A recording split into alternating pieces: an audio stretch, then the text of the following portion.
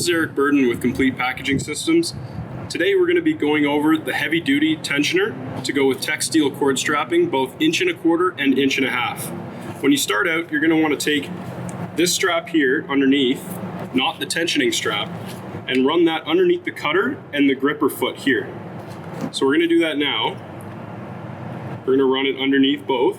So you can see there, it's running underneath both the gripper foot and the cutter. Now with the tensioning piece of the strap, which is a loose end, you're going to want to line up this tensioning wheel with the cutter so it makes it easy for your insertion. And you're going to insert that into both. Once that's prepared and it's lined up nice and straight, you can begin to tension.